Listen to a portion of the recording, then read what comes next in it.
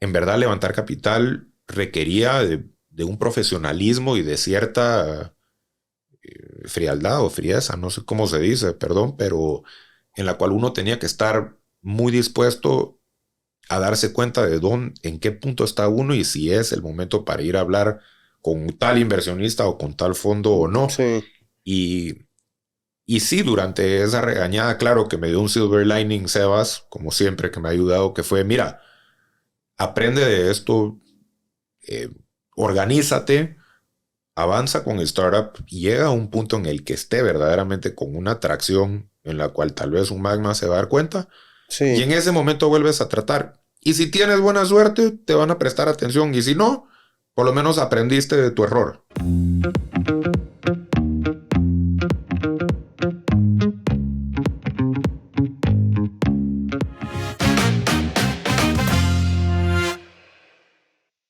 Hola, hola, bienvenidos a Alma Artesana. Mi nombre es Pablo Perdomo y el día de hoy cuento en la silla con David Barak, cofundador de BitMEC. ¿Qué David, tal? ¿qué onda, men? Bienvenido. Gracias por tenerme. Un gusto estar acá. Yo creo que tardamos en coincidir, pero se dio. Se dio, la verdad. Ahí. Muchas gracias por invitarme. La verdad que un placer estar acá. No, re bien. Les cuento un poquito. Yo visité BitMEC hace unos meses. Y la idea es que hoy David nos cuente cómo se está desarrollando el negocio, qué es lo que hacen, su visión, el equipo detrás, porque de primera mano yo les puedo decir que es algo impresionante. Yo probé el producto, yo hice pruebas, hice una demo y pues es algo que viene a cambiar la manera en que hacemos consultas para el ámbito de medicina. Así que, porfa, contame un poco de BitMEC, man. Pues ya lo contaste ahí. Sí, Gracias por la intro. No, pues BitMEC es una health tech.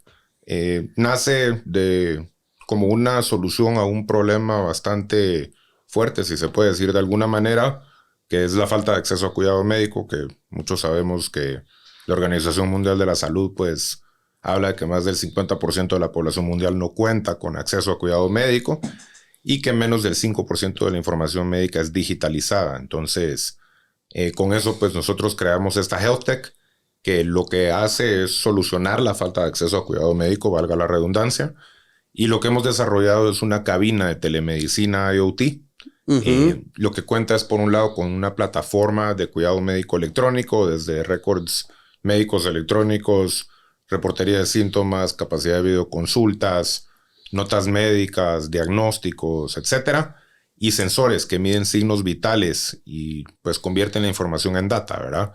Entonces, en esencia, la cabina lo que es que a proveedores de salud, aseguradoras, microfinancieras, etcétera, les permite poder penetrar áreas anteriormente desatendidas, especialmente en lo que es zonas rurales, por esa falta de médicos y de infraestructura médica. Y entonces lo que nosotros en verdad estamos dando en valor es ese punto de acceso sin tener que invertir en verdad en construir una clínica, equiparla y poner doctores, que muchas veces es o imposible o carísimo, ¿verdad? Sí, Entonces, por una renta mensual, nosotros a nuestro cliente le ponemos la cabina donde no la piden y lo que nosotros hacemos es monitorear remotamente la salud de todos los componentes de la cabina, de esa manera asegurando el uptime o el funcionamiento correcto de la misma. Y ya son nuestros clientes, pues, los que dan el servicio con sus propios médicos. Entonces, ah, ¿qué somos? Somos una startup de infraestructura, si se puede llamar de esa manera, que lo que estamos haciendo es facilitando el acceso a cuidado médico, de manera en que nuestros clientes, que son los que dan servicios médicos, puedan llegar a esas áreas que antes no podían de una manera costo eficiente y que claro. en verdad facilita o soluciona un problema de gran magnitud, que es el que hablábamos de, ¿verdad? ¿Y tu rol, pues, de los primeros fundando esto, seguro fue una colaboración de ideas y de esfuerzos, pero ahorita, ¿qué haces específicamente ahí? Bueno, yo paso a ver lo que es levantamiento de capital por un lado y por el otro lado business development o todo el desarrollo de las relaciones comerciales con las entidades que estamos trabajando y con los que estamos construyendo relaciones, ¿verdad? Entonces, somos 3 cofundadores activamente en el startup. Mi persona, como dije, veo levantamiento de capital y el lado de business development. José Ordóñez ve el lado de lo que es la operación del startup, si se puede decir de esa manera. Y Álvaro Rivera, médico, él ve el lado de producto, con toda la experiencia que él trae, pues con salud pública, research médico, etc. Pues y levantamiento de capital. O sea, ahorita para los que nos están viendo, oyendo, estamos en Guatemala, estamos en la ciudad de Guatemala. Levantar capital en Guatemala, o sea, no estamos en San Francisco, no estamos en Singapur, en Berlín, en México DF. ¿Qué tan Correcto. viable es levantar capital en Guate? Sí, bueno, voy a decir que definitivamente es un challenge. A mí la verdad que me llena mucho el estar, digamos, llevando ese lado de BitMEC, porque ha sido una experiencia bastante grata en el sentido de los aprendizajes, como a la misma vez de los logros en ese sentido, ¿verdad? Entonces, perdonen, hablando de lo que es levantamiento de capital, creo que hay que partir porque ese mundo de venture capital todavía está bastante incipiente o joven en lo que es Guatemala. Lastimosamente no somos parte de esos mercados de venture capital como mencionabas. Hay ejemplos clarísimos. Bueno, Israel, Estados Unidos con Silicon Valley. Podemos hablar de un Chile, podemos hablar de Brasil, que son Colombia, México, obviamente, que son referentes dentro de lo que es mercados de capitales. Sí. Aquí en Latinoamérica, pues lastimosamente Guatemala no es parte verdaderamente de ese mapa de venture capital, si se puede decir de esa manera, y eso es debido a que aún hay todavía un pipeline muy pequeño de startups escalables y que son verdaderamente adecuados para lo que es venture capital, si se puede hablar de una manera general, ¿verdad? Creemos que esto va a ir cambiando con el tiempo y que va a ir creciendo ese pipeline, pero esa es la razón por la que no somos parte del mercado, si se puede decir de esa manera, porque a final de cuentas, para estos fondos de inversión es muy caro dividir su tiempo de due diligence o de research, si se puede decir de alguna manera simplificada, cuando hay un pool tan pequeño de startups, sino que en otros países como México, como Chile, Israel, Silicon Valley en Estados Unidos, etcétera, que ya tienen un pool gigantesco de startups y que cada vez hay más y más, porque ya es un monstruo que corre por sí solo en cada país, ¿verdad?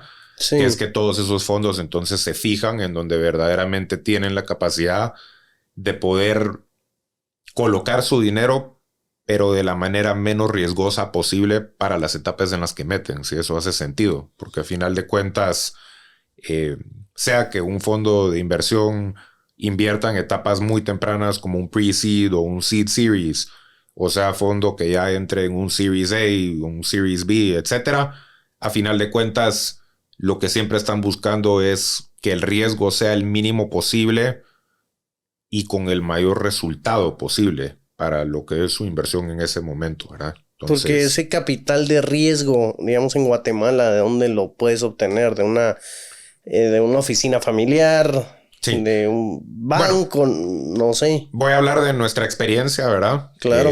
Porque eso es lo que yo conozco de esa manera. Creo que en Guatemala, como dije, es un tema incipiente, pero que sí está comenzando a agarrar un poco de carburación de alguna manera. Ya existen algunas entidades y fondos aquí que están trabajando para impulsar, si se puede decir de alguna manera, el ecosistema de emprendimiento o de startups en ese sentido. Pero uno en Guatemala verdaderamente tiene que ser muy ágil actualmente para poder levantar capital de una manera eficiente y correcta. ¿Qué es lo que nosotros hemos hecho? Por un lado, nos hemos apoyado, sí, de algunas entidades de las cuales podemos hablar bastante tiempo, pero voy a mencionar rapidito. Por ejemplo, al principio, cuando justo empezábamos, estuvimos un tiempo en Multiverse, que era, pues, por un lado un coworking y por el otro lado, de cierta manera, una entidad que buscaba o que busca facilitarle a esos startups ese principio de acceso a capital, que acá es a veces difícil de empezar con. Estuvimos en una aceleradora aquí que se llama Alterna. Ujú. Pero verdaderamente, ¿qué es lo que nosotros hemos hecho para poder levantar capital de una manera eficiente como lo hemos hecho hasta ahora? Ha sido una mezcla de buscar recursos acá en Guatemala, desde family offices, inversionistas, que ahorita podemos entrar un poquito en el tema, como a la misma vez buscar afuera, en esos lugares donde verdaderamente ya hay una alta disposición a invertir en lo que es riesgo, de alguna manera. Entonces, eh, pues, ¿qué fue lo que nosotros hicimos para tratar de darle un poquito de orden a esto y ponerlo en alguna línea de tiempo? Nosotros cuando partimos con BitMEC, eh, tuvimos la oportunidad de levantar, y esto no es el común para decirlo, pero al principio sí pudimos levantar obviamente un poco de dinero de lo que es Friends and Family, como comúnmente se conoce, o inversionistas ángeles, ¿verdad? Sí. Que son personas o con un alto net worth o familiares o amigos que creen, digamos, en los co-founders o en el co-founder específico y que les hace sentido lo que están desarrollando y que están dispuestos a poner una cantidad pequeña de dinero comparado a lo que, digamos, fondos, ¿verdad?, invierten, etcétera, pero que es, a final de cuentas, no solo de gran valor porque ha sido dinero trabajado por cada persona y que se supervalora obviamente como fundador, ¿verdad? Porque le Claro. están dando un voto de confianza, sino que es esa primera cantidad de dinero que le permite a uno comenzar a dar sus primeros pasos con el startup y a tratar de darle camino y agarrar tracción hacia poder pues ir creciendo y como emprendimiento, como empresa y a la misma vez si va a ir levantando capital con el tiempo, pues ir pudiendo acceder a esos distintos inversionistas que van entrando en las siguientes rondas. Entonces, nosotros empezamos teniendo acceso a dinero de Friends and Family, ¿verdad? Y en un evento de tecnología que es parte de lo que se está dando aquí en Guatemala, que es el Volcano Summit, que también me Ujú. imagino que has escuchado de, Claro. ahí tuvimos la oportunidad de conocer a uno de los fondos que nos acompañó desde el principio verdaderamente. Este es un fondo Grill Ventures que lo maneja Avinash Sharma, un tipazo, la verdad. Y la verdad que hubo un clic muy interesante durante el evento porque nos presentó en común José, que es cofundador mío. Él ya lo conocía porque habían compartido una charla y bueno, habían Mira. podido platicar. Pero verdaderamente cuando yo lo conocí fue que comenzamos a desarrollar una relación y comenzó a conocer verdaderamente qué era lo que nosotros estábamos comenzando a desarrollar en ese momento con solo el lado de software de la plataforma de cuidado médico electrónico, digamos, que es parte de toda la solución, ¿verdad? Y la verdad que fue para mí una oportunidad de darme cuenta cómo era que había que levantar capital en Guatemala, verdaderamente. Fue una experiencia que me enseñó bastante y de una manera buena y fácil que fue un sí, a final de cuentas, Ujú. felizmente. Y eso fue que el ejemplo de él que me dio es que cuando estás en un país donde todavía hay una alta barrera, si se puede decir, acceso a capital de riesgo, verdaderamente depende de que el founder desarrolle una relación con esas personas o con esas entidades con las que está buscando poder levantar capital. Y eso fue justamente lo que pasó con Avi y con Grill Ventures en ese sentido, porque no fue que nos conocimos ese día y ese día le pedí capital y ese día me dio dinero. Así no funciona, Ok. sino que nos sentamos, inclusive nos tomamos una cerveza, le conté de lo que estábamos empezando y todo, y fue una relación que se fue dando durante tal vez unos 6 o 8 meses de conversaciones en el que le iba dando updates de cómo íbamos avanzando, hasta que llegó en un punto de madurez esa confianza, esa relación, de alguna manera en la que salió el tema de bueno, y cuando unimos esfuerzos de alguna manera, ustedes como fondo y nosotros con el startup, y, y fue una conversación bastante natural y muy positiva porque justamente había permitido que él nos conociera, pero también nos había permitido a nosotros conocer al fondo de alguna manera. Y eso lo que me enseñó a mí es que verdaderamente, si la teoría es de que un founder al principio levanta porque la gente que le está invirtiendo o las entidades le confían a él, porque esa es en verdad el rule of thumb, si se puede decir de alguna manera. Al principio, cuando uno solo tiene una idea y todavía no es un producto o le falta construir equipo, etcétera, verdaderamente lo que le están apostando estos inversionistas ángeles o fondos en etapas tempranas es de que él o los founders verdaderamente tienen la capacidad, como a la misma vez van a luchar hasta llegar a buen puerto.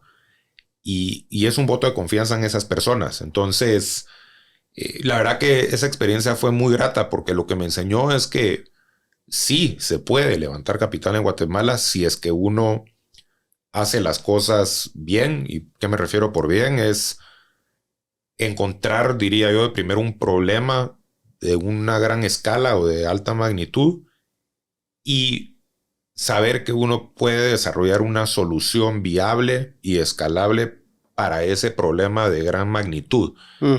Que eso creo es uno de los errores que pasa hoy en día, que a veces se crean soluciones para después buscar un problema y ahí tiende a haber un gap entre el que está tratando de poner esa solución en campo y sea el lado comercial o en este caso los fondos que verdaderamente puedan ver que es una solución para un problema escalable en ese sentido. Entonces, habiendo nosotros pues identificado un problema y comenzado a desarrollar esta solución, fue que de una manera transparente les fuimos contando a ellos que estábamos apenas desarrollando producto y todo, y cuáles eran nuestras visiones o las metas a las que queríamos llegar en los siguientes pasos, y fue así que ellos confiaron en nosotros y nos depositaron verdaderamente pues no solo la confianza, sino el dinero en ese sentido. Y eso nos permitió poder pues avanzar con todo el desarrollo del producto, por lo menos en la primera fase que fue esta plataforma de cuidado médico digital, que a final de cuentas es parte de la cabina de hoy en día. Entonces, ¿cómo fue que fuimos agarrando camino desde ahí? Pues fue después de estos primeros inversionistas que fuimos levantando en nuestro pre-seed series, que hemos ido construyendo el producto y pues hemos pasado toda la parte de R&D, todo el Research and Development de esa manera, y ahora que ya estamos comercialmente, pues hemos podido ir construyendo relaciones con otros fondos en el tiempo y con otros inversionistas que nos han ido invirtiendo, y pues hoy en día ya estamos en nuestra segunda ronda de capital en un Seed Series que viene después de un Pre-Seed obviamente, y felizmente ya estamos alrededor del 65-70% actualmente levantado de esa ronda. Todo gracias a esos primeros aprendizajes que por un lado fueron muy buenos, como Avi de Grill Ventures, que nos permitió a mi persona aprender, como también de los nos, que obviamente eso es algo que creo que es fundamental como founder, el aceptar el rechazo.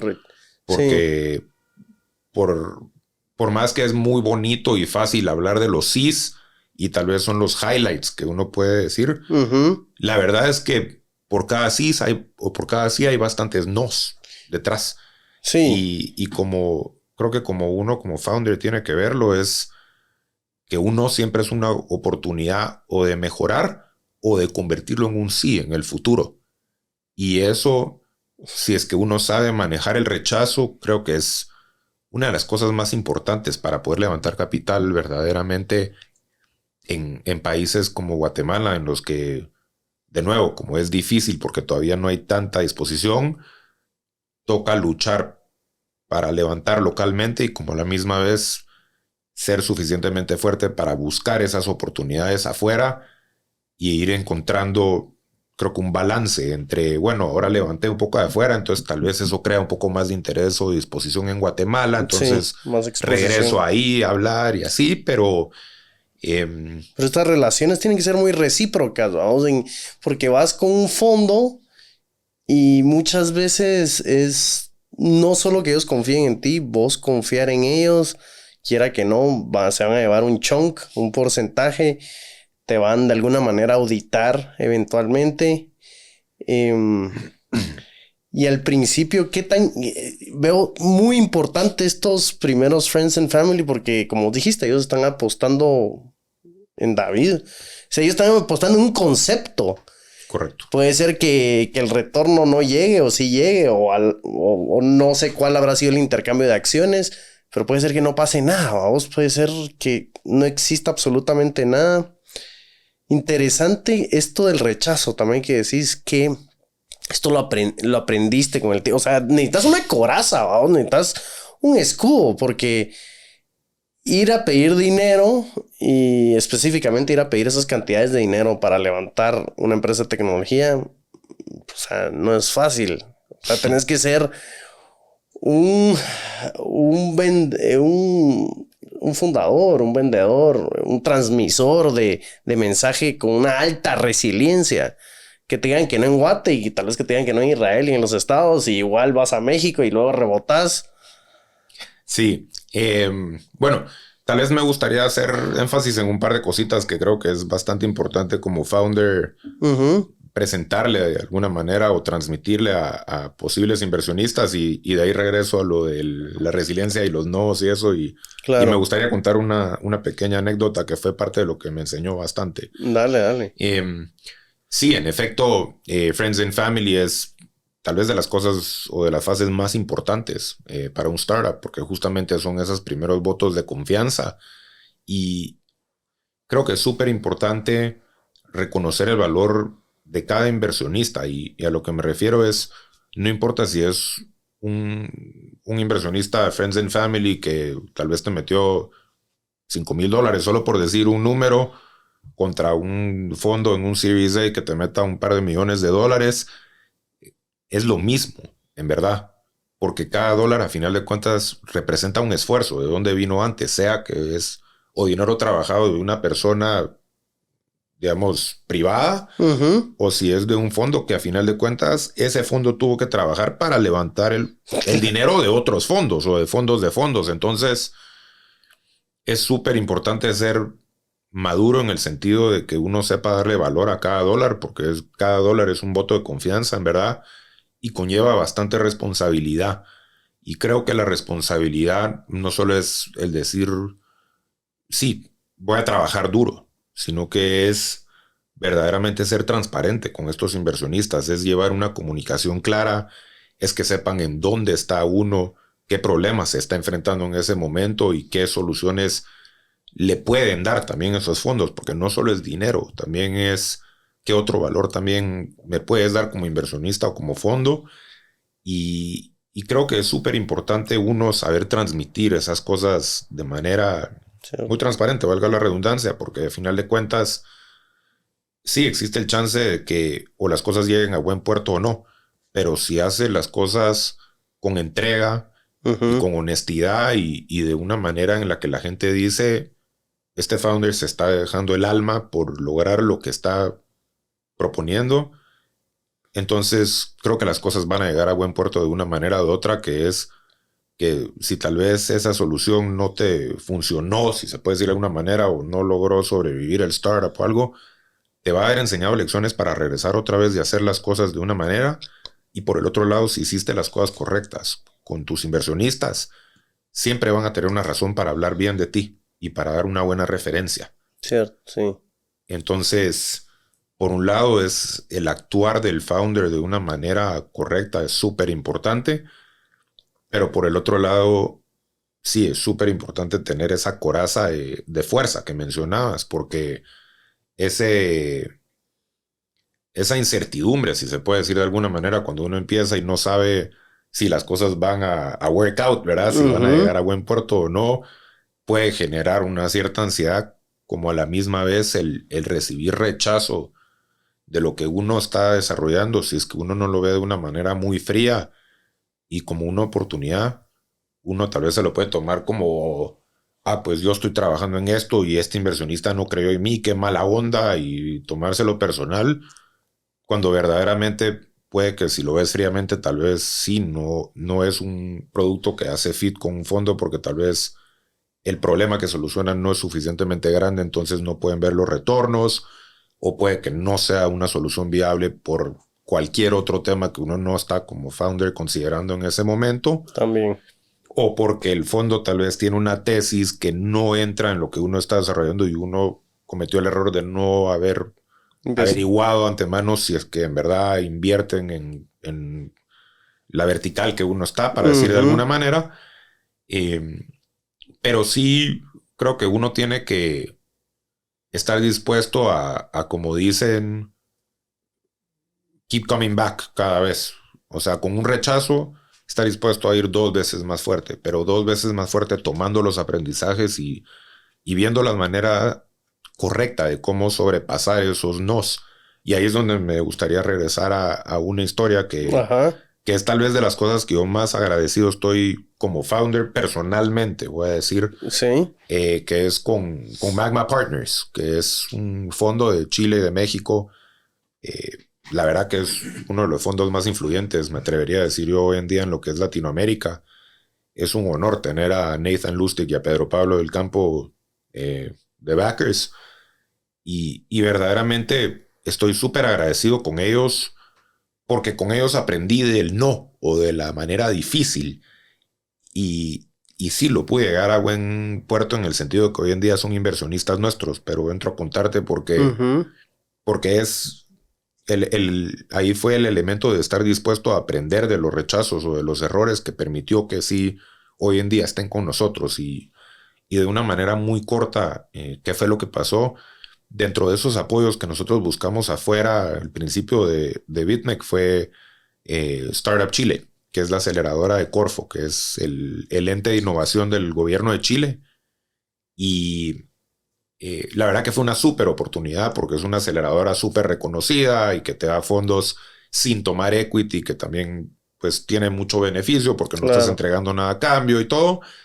Y bueno, una experiencia maravillosa de estar en Chile por X cantidad de tiempo, que es de nuevo un ecosistema súper fuerte de innovación y todo. Pero, ¿qué fue lo que pasó? Uno de nuestros inversionistas, de los primeros en creer en mí verdaderamente, y eh, es alguien muy que ha logrado mucho en México. Es uno de los co-founders de Kushki, que hoy en día pues es de las empresas más relevantes allá. Sebas, y lo menciono en agradecimiento a él que creyó en mí desde el principio y que ha sido uno de esos de mis mentores que en verdad me han enseñado de este juego y no de este juego, pero pues de esta industria, de esta vertical, como se le puede decir, eh, y que me preparó para ser resiliente, diría yo, fue él con el tough love que me ha dado de alguna manera, que yo siempre le he agradecido porque ha sido un amigo de muchos años, pero que sé que siempre me ha tratado de enseñar de una manera muy honesta. Ok. Y lo que pasó y por qué lo menciono fue porque justo cuando estábamos en Startup Chile, a mí siempre me llamó la atención el fondo de Magma y quería llegar a Magma y que nos invirtieran y nos invirtieran y ese era mi number one goal del lado de fondos Sí. porque Magma ya había invertido en gente conocida en mi persona como es Sebas de Kushki, ¿verdad? ¿Y qué fue lo que pasó? Que verdaderamente en ese momento no estábamos listos para un Magma Partners porque no teníamos ni producto terminado, no sabíamos ni cómo se iba a comportar con el mercado nuestro producto, no teníamos el camino claro ni nada. Y tal vez por ser un poquito ingenuo, naïf de alguna manera, yo Ujú. insistí con Sebas en esa introducción, en ese momento. Y, y la verdad que de manera corta fue un desastre, sin saber en ese momento, porque en mi ingenuidad, porque eran mis primeros días o mis primeros pasos, si se puede decir, en el mundo de startups, llegué a esta reunión y pensando que con presentar lo que estábamos haciendo y hasta dónde estábamos, y eso iba a impresionar y iba a llegar a buen puerto. Sí. Y resulta que cuando regreso al coworking, en donde teníamos el acceso de Startup Chile, ¿verdad? En el centro de Santiago, me suena el teléfono de Sebas y básicamente me pegó una regañada, pero una regañada muy honesta en la cual lo que me está diciendo es, mira, no estabas listo para ir y por ende quemaste un cartucho importante antes de tiempo. Y el problema con eso es que si llegas con un fondo que no está en tu etapa en la que estás o que no invierte por X o Y o algo y causas una impresión incorrecta o tal vez no la mejor, muchas veces ya no te vuelven a abrir la puerta. Y verdaderamente esa regañada me abrió mucho los ojos y me hizo darme cuenta de que en verdad levantar capital requería de un profesionalismo y de cierta frialdad o frieza, no sé cómo se dice, perdón, pero en la cual uno tenía que estar muy dispuesto a darse cuenta de en qué punto está uno y si es el momento para ir a hablar con tal inversionista o con tal fondo o no. Sí. Y, y sí, durante esa regañada, claro que me dio un silver lining Sebas, como siempre, que me ha ayudado, que fue, mira, aprende de esto, eh, organízate, avanza con el startup y llega a un punto en el que esté verdaderamente con una atracción en la cual tal vez un magma se va a dar cuenta y en Sí. ese momento vuelves a tratar. Y si tienes buena suerte, te van a prestar atención y si no, por lo menos aprendiste de tu error. Porque sí, cometiste un error muy grande en ir cuando no era el momento correcto y verdaderamente lo interesante de esto fue que 2 años y medio, 3 años después, nos topamos a Nathan Lustig en la boda de Sebas Castro, de mi amigo.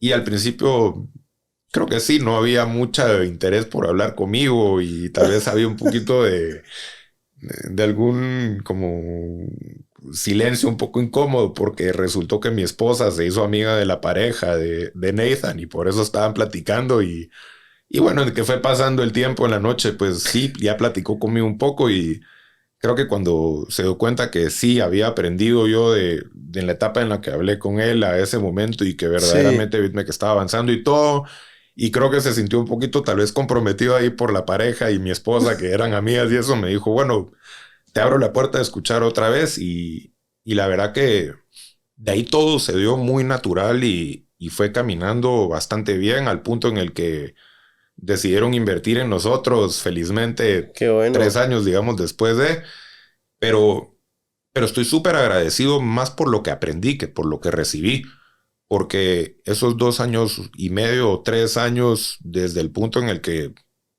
pues, la regué, si se puede decir, hasta que hice verdaderamente un buen papel como el lado que levanta capital, que ojo, también esto es crédito de José Ordóñez, que también se une conmigo en las partes finales del levantamiento de capital, como de Álvaro de Co-Founder viendo el lado de producto, como todo el equipo que tenemos detrás, porque es una nave el equipo, no solo es logros míos de nuevo, pero, pero sí me pude llevar personalmente un aprendizaje súper bueno, que es que la constancia y el orden verdaderamente, si hace las cosas bien, sí, sí puedes levantar capital y tal vez en Guatemala es más difícil que en otros países, pero si sabes hacer las cosas transparentemente y con una entrega en la cual lo que estás transmitiendo a la gente que cree en ti es que estás dispuesto a dejarte tu vida por hacer que eso funcione y, y por el otro lado, you embrace o aprendes a aceptar esos rechazos. Creo que entre toda esa mezcla de hacer las cosas con una buena intención, claro, construyendo una solución para un verdadero problema y con la aceptación de que tal vez alguien pueda decirte no y que eso está bien y no pasa nada, Sí. eh, verdaderamente sí, sí se pueden hacer las cosas. Ahora Guatemala es un buen lugar, siento yo, para una fase uno, ¿no? O sea, abrir una empresa acá no es relativamente caro. Hay, hay oferta de gente preparada.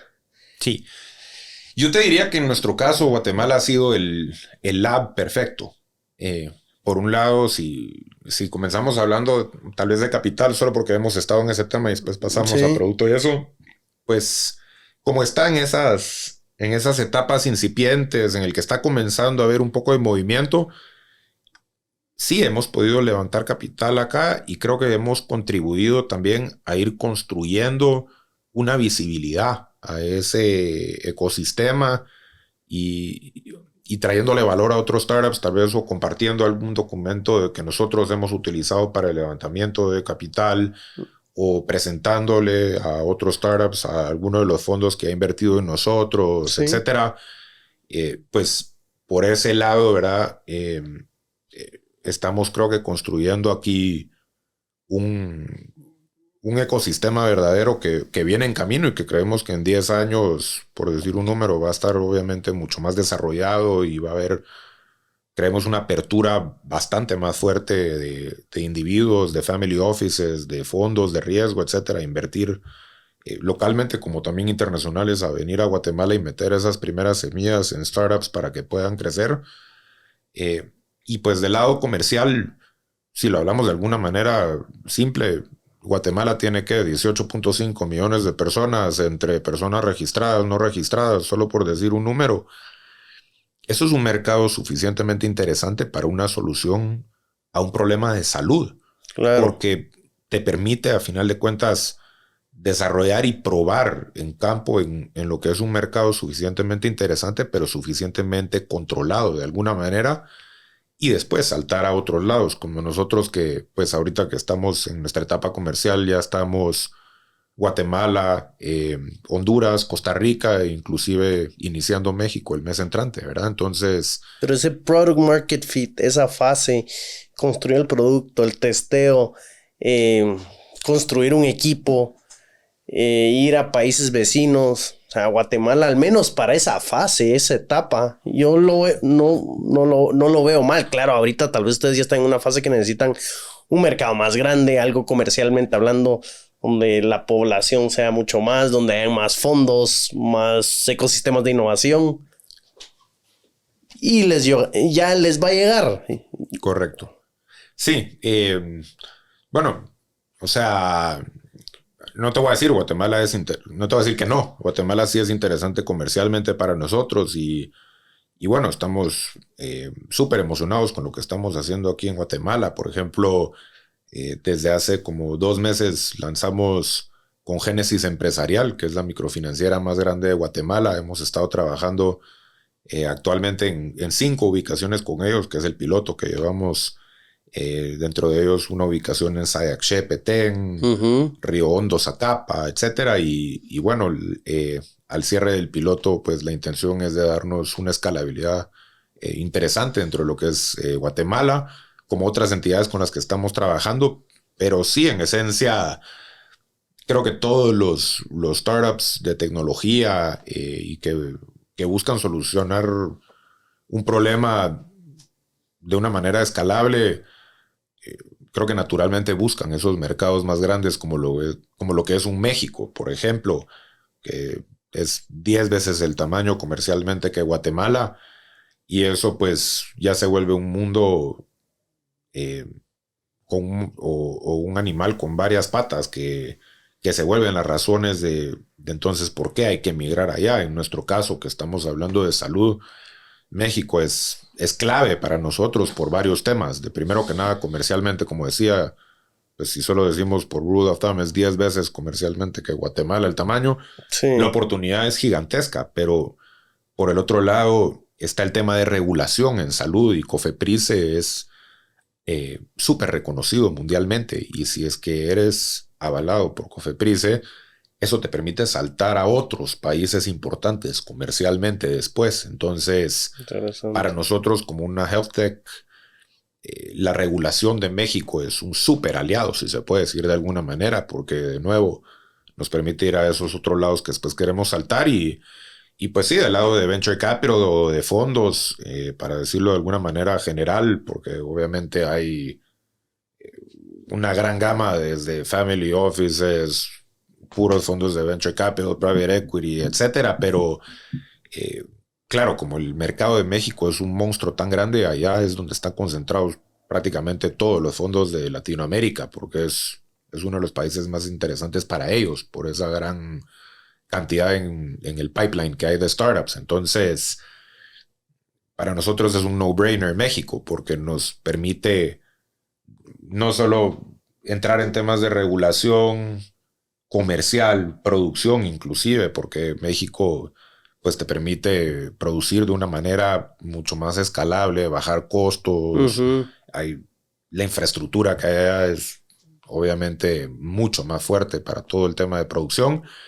Y por el lado, pues sí, de levantamiento de capital, que es parte también de lo que yo veo, allá es donde están todos esos fondos referentes de Latinoamérica y que verdaderamente te pueden ayudar y digo ayudar porque tal vez fue algo que no mencioné, pero una de las cosas más importantes que hay que hacer nota de es que el levantar capital es comprar gasolina. No es fondos para enriquecerse uno o para eh, comprarse la casa de sus sueños o algo, no. Es la gasolina que el barco necesita para poder navegar hasta el punto en el que ya estén en break-even, que es la sostenibilidad, si se puede decir de alguna manera.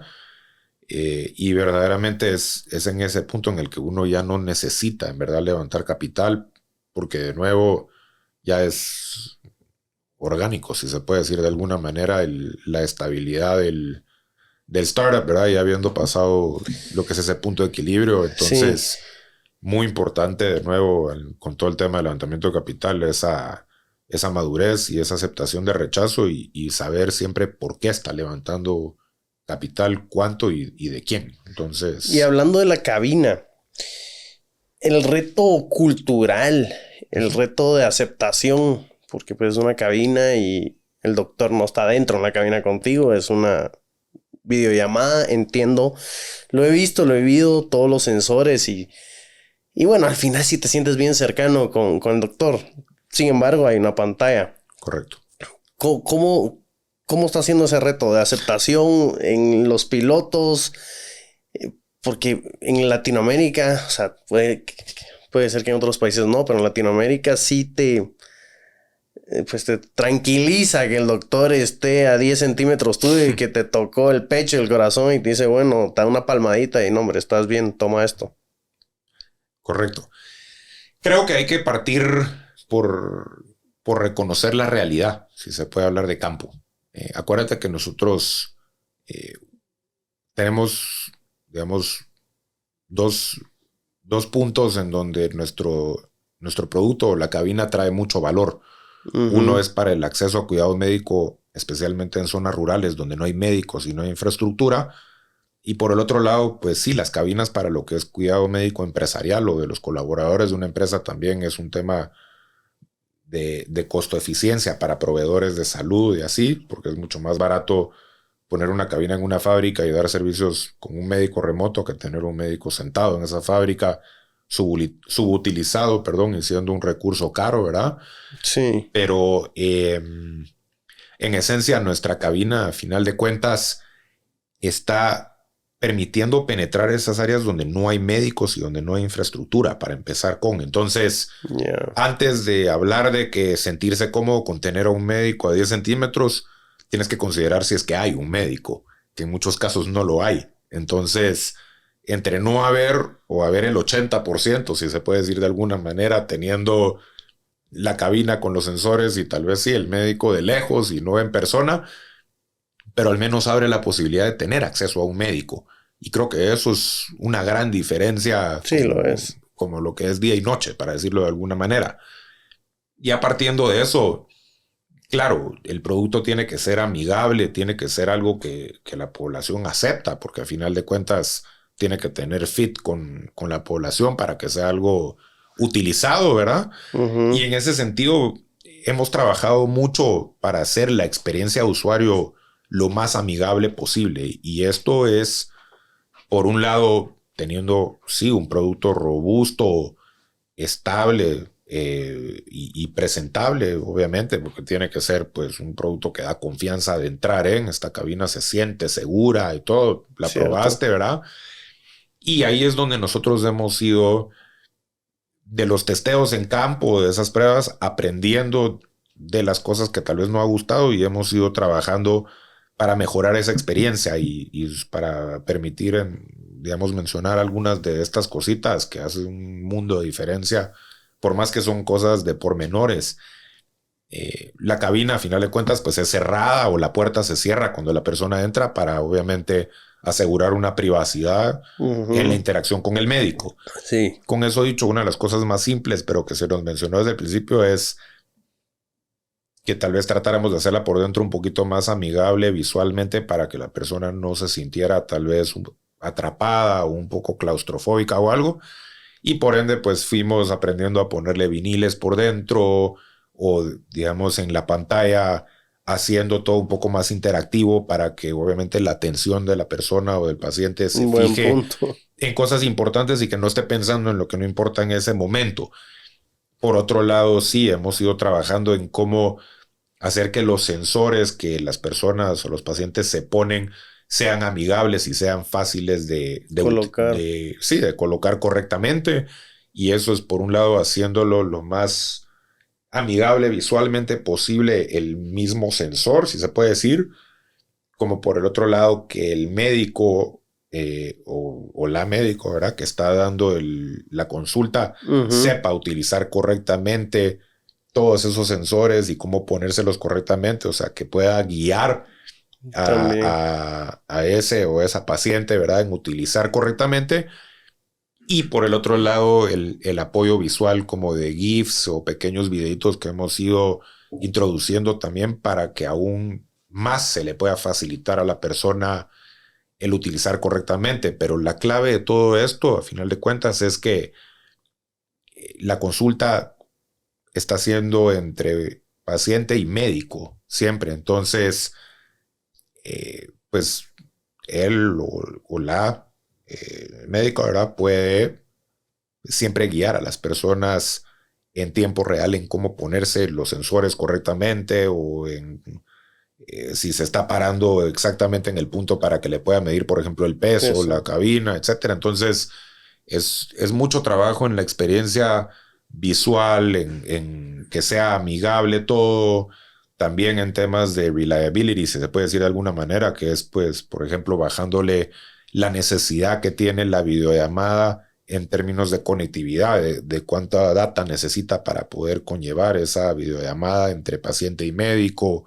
o que si comienza a perder tal vez estabilidad en la conectividad, en que vaya pues quitándole, digamos, calidad al video, pero que mantenga audio para que entonces no se pierda totalmente esa interacción, etcétera. Entonces, ha sido un trabajo de muchas patas, pero tratar de hacer que todo sea lo más amigable, lo más fácil, lo más accesible y de nuevo que el personal médico que está dando esa consulta pueda guiar correctamente también a él o la paciente para facilitarles la utilización correcta de la misma cabina. Ahora, David, mencionaste, yo creo que fue en los primeros minutos, un reto, creo yo, de un 5% de digitalización de los expedientes, ¿o no?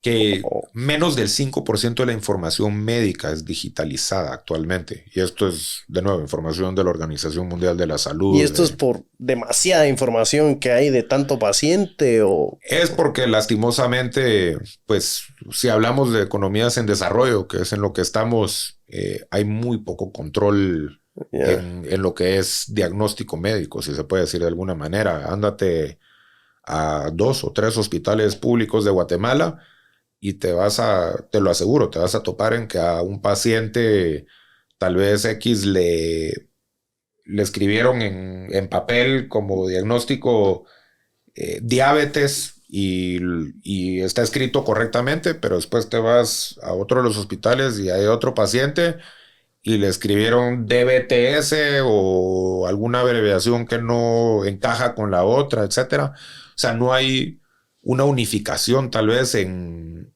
los diagnósticos y en una codificación como lo que es el International Code of Diagnostics, que es lo que se utiliza en Estados Unidos con todo el HIPAA compliance y que es básicamente toda la regulación de Estados Unidos para la transferencia y la retención, si se puede decir, o el storage de información médica, pero este International Code of Diagnostics es una base de datos que pone ordenadamente cada diagnóstico con su nombre correcto que está ligado a un código de alguna manera. Entonces, lastimosamente, en muchas entidades, en economías en desarrollo, como no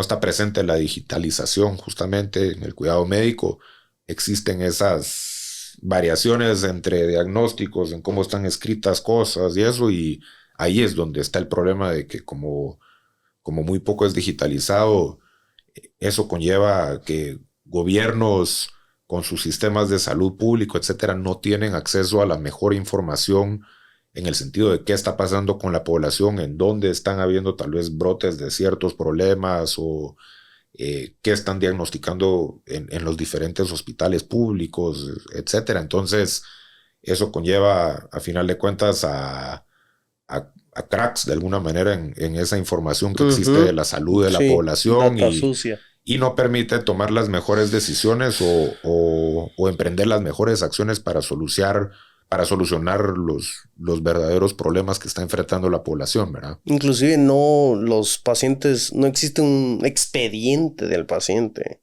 No sabe si una enfermedad es nueva, reciente, pasada. Muy importante. Esto de medicina, tecnología. Yo vi que estudiaste business fuera, en Boston. Pero, o sea, es un nicho muy específico al que te metiste. Entonces, puede ser tecnología aplicada a teléfonos, puede ser la nube, puede ser audiovisuales. O sea, la tecnología es muy amplia y tiene muchas vertientes. Correcto. Pero vos decidiste la salud. Sí. ¿Hay un porqué atrás? Sí, bueno, partamos por el inicio. Sí, yo comencé estudiando negocios, sin embargo, yo me gradué de economía. Y cero que ver, obviamente, con startups. La verdad que cuando decidí cambiarme, inclusive a economía, yo tenía mucho en mente después pasar a estudiar leyes, como una maestría en Estados Unidos, que allá, pues law school es una maestría, no es un primer título, ¿verdad? Entonces, siempre fue esa mi intención, pero la verdad que por sucesos de la vida es que estoy en esto.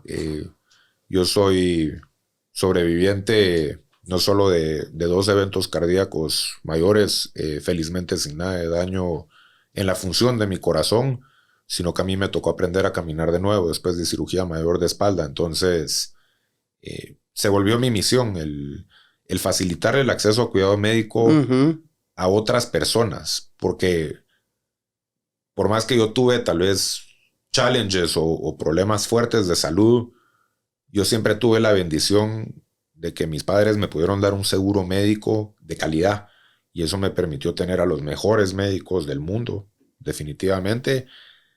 Y esa es una de las responsabilidades más fuertes que yo siento, es si yo tuve el privilegio de tener un acceso a algo así, creo que es importante que luche para agregar mi granito de arena en ese sentido y que tal vez otras personas puedan contar con por lo menos un poco de apertura, acceso a cuidado médico.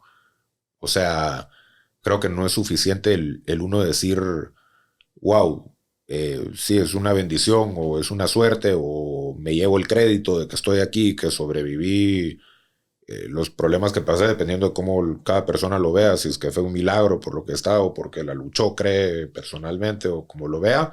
Claro. Pero es ¿qué puede hacer uno para mejorar el mundo después de que ya uno recibió esa ayuda? Y eso es algo que a mí me para todos los días a luchar por esto. Y es más, regresando a Nathan Lustig, quien estoy súper agradecido de Magma Partners, justo en Crossing Borders, que es un podcast, valga el tema, en el que él habla de sus experiencias de inversión. Es, digamos, el podcast en el que hablan de toda la experiencia de Magma y todo. En uno de los episodios él habla de por qué invirtió en Bitnek. Y es justamente por lo que él dice de ese founder fit, en el que él dice, y perdón el francés, pero él dice, si David la pasó, bueno, lo voy a hacer político, si la pasó tan difícil en un tema de salud y está desarrollando una solución para salud, él no va a salir corriendo el día que las cosas se pongan difíciles. Claro. Sea en que tal vez les falte levantar más para tener un runway suficientemente grande. Entonces, a diferencia de otros founders, no va a perder la calma y va a tirar el barco teniendo pocos meses de runway y va a decir, me voy a conseguir un trabajo y ya no me atrevo a hacer esto, sino que la va a luchar día y noche hasta lograr traer esos fondos, o en el que tal vez salga un challenge de producto y en vez de pues, decir muchas gracias y cierro las puertas y se acabó, va a haber esa continuidad y ese trabajo para llegar a buen puerto o a solución. Entonces, yo veo los problemas que yo pasé como una oportunidad de aprendizaje y como un encaminamiento en el que me pusieron en este path o en este camino en el que, a final de cuentas, lo que estoy luchando es por dejar el mundo un poco mejor el día que yo ya no esté aquí. Y claro que el lado de salud me pesa. Entonces, tal vez en otros founders que no venían de vivir algo personal Tal vez era más fácil agarrar un abanico, si se puede decir, entre pensar en una fintech y pensar en una healthtech y pensar en una proptech y bueno, hago esto porque aquí hay una gran oportunidad y tal vez en fintech, que es en lo que se cree que es más rápido para levantar capital en Latinoamérica, entonces me lanzo ahí. Yo no tenía ese lujo o ese abanico, valga decirlo así. Sí. Para mí era, creo en la tecnología como un arma para solucionar un problema escalable y con ese aprendizaje de lo que viví personalmente y de mucho research y entender el problema a gran escala, porque el problema no era David, sino que es esa población que no cuenta con acceso a la salud, fue que pudimos ir encontrando el camino para desarrollar una solución viable que pueda escalar a solucionar esto de una manera impactante o de una manera exponencial. Pero sí, esa fue mi misión, por lo que yo viví. Es tu gasolina, vamos, al final, porque sí, haces desarrollo de negocios, buscas capital, pero hay una parte de mucho rechazo. O sea, al final, o sea, haces mucha la parte comercial. La parte comercial es cansadísima, es agotadora, es drenante saber de que hay un no atrás, de que tenés que ir a tocar puertas. O sea, puede ser que toques puertas unas más grandes que otras, pero necesitas algo atrás. O sea, no, porque llevas en esta lucha que pues una lucha que ha traído sus frutos, por supuesto. O sea, has tenido estas pequeñas victorias, expandiendo países, pilotos, Génesis, Magma. Hay victorias, por supuesto que la hay, pero no ha sido algo de un año. Llevas tiempo en esto y claro, no lo puedes. O sea, tiene que haber algo atrás para que no tires la toalla. Correcto. Creo que es una combinación de cosas. De primero que nada, sí, uno tiene que estar muy comprometido cuando uno empieza un startup, especialmente si uno está buscando levantar capital. Tiene que estar comprometido con verdaderamente lucharla hasta el final. Y eso es algo que uno tiene que llevar muy a conciencia, porque cuando uno está levantando dinero de otras personas o otras entidades, tiene que llevar con mucha madurez esos votos de confianza de los que yo mencionaba, ¿verdad? Y uno tiene que saber que cada dólar viene de un esfuerzo. Y eso es un montón que llevar encima. Pero si uno tiene esa convicción de que, o déjame decirlo de alguna manera, si uno siente que se le prende un fuego adentro del estómago de alguna manera por el problema que uno identifica, y que ese fuego le quema a uno por solucionarlo, uno sabe que va a tener esa constancia para lucharla. Y eso, te puedo decir, es algo que, en mi caso, la constancia la aprendí de mis problemas de salud, porque aprender a caminar de nuevo, igual que un startup, no es de un día para otro. No es como en las películas que sale bonito todo y uno se para de la cirugía y tiene tal vez a 1 o 2 terapeutas ayudándolo y facilito con las barras al lado. La verdad que ese de por sí fue un proceso de larga duración que a mí me enseñó a que nada bueno verdaderamente viene de un solo. Creo que el reto de cada día estar dispuesto a luchar por llegar a caminar como hoy en día camino, como una persona que tal vez nunca vivió algo así, me enseñó esa constancia, y eso yo lo llevé al startup, que a final de cuentas es verdad, todo conlleva en un tiempo. Obviamente nosotros comenzamos a desarrollar tal vez ya pasado de abril 2019, por ahí la tecnología, estoy hablando de memoria ahorita, de cabeza, perdón, pero sí, el poder llegar hasta el punto en el que estamos ahora es una constancia en el que ha venido de ese founder fit, tal vez por ese aprendizaje en lo que he vivido de salud, por el otro lado de los inversionistas que han creído en nosotros y que nos han dado esa gasolina para poder desarrollar, y que eso es súper importante y les súper agradezco verdaderamente la confianza que nos han dado y la valoro como no se imaginan. O espero que nuestros inversionistas todos tengan bien claro que yo en verdad me llevo al pecho cada voto de confianza que me han dado. Es algo muy serio para mí. Por el otro lado, los clientes, sí, o esos primeros believers o esos primeros evangelizadores, si se puede decir, que son pues estas entidades que han creído en nosotros, a final de cuentas, desde las etapas en las que hicimos pruebas de producto hasta ahora que ya estamos comercialmente trabajando, ¿verdad? Y eso es súper importante porque a final de cuentas, si es que tal vez hubiéramos creado una solución para después buscar un problema, no habrían esos evangelizadores o esos primeros clientes que creyeran en el tema y que nos dieran también ese sentido de wow, vamos en un camino correcto y aquí hay algo y toca seguir trabajando porque verdaderamente hay, y esa tracción que uno va agarrando con esos evangelizadores le llama más la atención a otros fondos o a otros inversionistas que tal vez vienen y te dan un poco más de gasolina para seguir avanzando y así, pero que ha sido una combinación desde los tres founders estar verdaderamente comprometidos, porque no solo soy yo, somos los tres con solucionar el problema, la constancia de los tres, los inversionistas que nos han apoyado y esas entidades o esos clientes con los que estamos trabajando, que a final de cuentas, pues en cada país que nos han abierto la puerta, sea en Guatemala, Honduras, Costa Rica o ahora en México con nuestros partners o nuestros clientes con los que estamos trabajando, lo que nos ha ido diciendo es, tienes algo interesante para el mercado, ¿verdad? Uh-huh. Que lo están buscando definitivamente porque nos lo están pidiendo y están dispuestos a pagarlos. Entonces, o a pagar la solución. Entonces, verdaderamente son esos puntos de referencia que le dicen al barco, vas en buen camino y tal vez falta seguir remando un poco más o falta seguir en esa lucha, pero si sigues en este curso, vas a llegar ahí. Importante, founders, fundadores, son tres.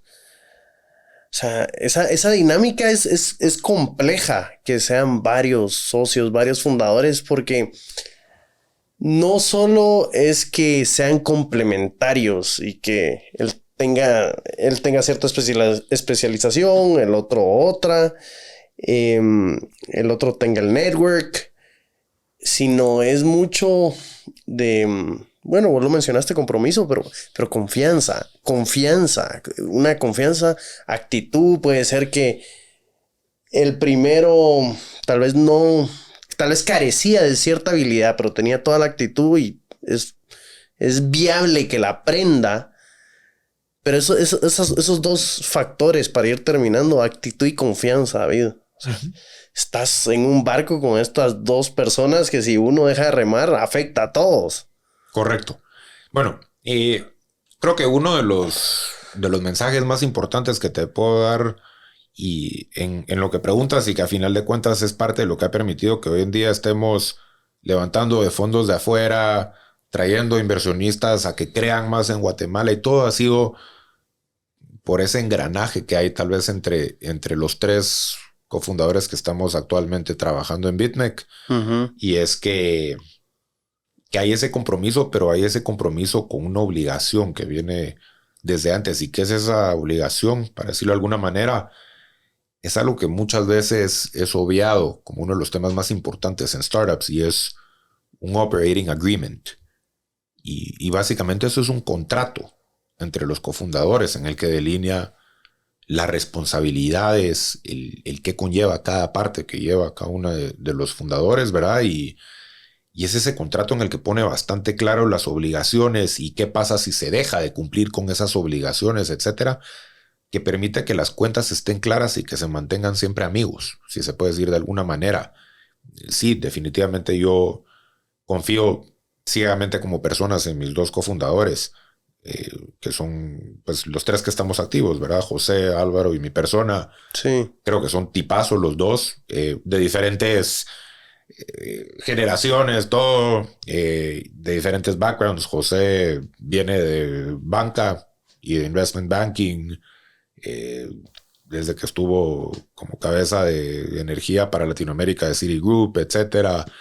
Álvaro con su lado de médico y su maestría en salud pública, también su MBA y toda su experiencia en research médico y todo. Y pues mi persona, que lo que yo más traigo, creo, al startup es esa lucha constante y ese motor incansable por solucionar un tema que yo viví tan personalmente como paciente, pero verdaderamente no solo es que les confío como personas, sino que hay un papel que pone las responsabilidades claramente y que está firmado. Y eso, it holds founders accountable. Perdón que a veces cambia un poquito, yo viví afuera y me cuesta a veces el idioma, pero sí, hay una rendición de cuentas. Eso clara. Ha sido súper importante porque ese check and balance que mantiene las cosas claras permite que las cosas se hagan correctamente desde cada uno de los founders. Entonces, por haber hecho esos fundamentos correctos o poner esa fundición para la casa al principio, que fue ese operating agreement claro con las obligaciones, ha permitido que entonces las paredes y las ventanas y el techo de la casa de alguna manera se hayan ido construyendo en el tiempo, pero con fundamentos sólidos, sí, que permiten que las cosas se hagan bien. Entonces, sí, mucha confianza personal, pero también mucha rendición hacia cuál es la obligación o el compromiso que hubo. Y verdaderamente ese operating agreement es el alma de la empresa, porque es a final de cuentas la constitución, si se puede decir, como ahorita que está Guatemala con todo lo político. Sí, sí. Por más que yo no soy ciudadano y no participo, pero verdaderamente como un país tiene las bases a lo que se le rinde, que es la constitución. En un startup está el operating agreement, que tiene que ser lo primero que pone las cosas claras y que permite entonces que las cosas se hagan correctamente, porque si no hay un punto de partida ordenado, ¿para dónde va cada parte? Y eso es clave. Y es algo que tal vez muchas veces no se habla suficiente de. De acuerdo. Pues David, te quiero agradecer por ser parte del proyecto, ser parte del podcast. Muchas gracias. Un honor estar acá. Lo venimos agendando, pero qué bueno que se dio. La verdad que aplaudo la causa que ustedes tienen, la visión, tu garra, tu insistencia, tu persistencia, el compañerismo y visión de tus fundadores también, porque qué mejor que comenzar en Guate, que tanto lo necesita, y pues esparcirse a otros países latinoamericanos que también, y a otros países del mundo. Así que keep at it, y para atrás ni para agarrar aviadas, sino que todo para adelante. Así que gracias. No, gracias por estar aquí. Siempre invitadísimo. BitMEC es tu casa. Las oficinas están abiertas cualquier día y ojalá podamos estar aquí pronto otra vez hablando ya con tal vez un poco más de crecimiento y de avance hacia otra etapa en el cual podamos darte otro buen update, ¿verdad? De toda esta experiencia loca. Sí. Pero que creo que lo que uno puede llevarse, si lo puedo decir rapidito como cierre, es que tal vez lanzarse al agua de alguna manera puede dar miedo en tema de startups y cómo empiezo y será que voy a llegar a buen puerto y voy a vender la empresa algún día y será que voy a quedar bien con los inversionistas si es que levanto dinero o si no o qué. Y creo que lo más importante y tal vez no es solo para startups, pero es para cualquier cosa que una persona haga, es algo que yo aprendí, que es, no importa si no sabes cuál es el paso 100, pero si sabes cuál es tu siguiente paso, el 1, después de donde uno está, entonces dalo. Y eso te va a permitir no solo avanzar y darte cuenta en ese momento de si fuiste en un camino correcto o si te confundiste. Pero si te confundiste, por lo menos te moviste y te permitió aprender. Entonces, tal vez lo único que diría para dejar esto es como nosotros que nos hemos atrevido a lanzarnos al agua y hemos creído en esos pasitos, en ese uno a uno. Creo que eso es lo mejor que se le puede dejar a alguien, es lánzate al agua, no importa si no sabes el camino, pero si das el siguiente paso, algo vas a lograr. Y eso es tal vez de lo que yo más he aprendido como persona, claro, de correr un startup. Excelente. Gracias, David, te lo agradezco. A vos, qué gusto estar aquí. Gracias. Esto fue Alma Artesana con Pablo Perdomo y David Barak, hablando de BitMEC, cómo comenzó, hacia dónde van, esa visión y esa fuerza que los hace moverse día a día. Nos pueden encontrar todas las semanas en las plataformas de podcast y en todas las redes sociales, contando historias de éxito, historias personales, historias de negocio. Así que no nos pierdan la pista, que aquí estamos y aquí vamos a estar siempre. Así que muchas gracias y hasta la próxima. Nos vemos. Chao.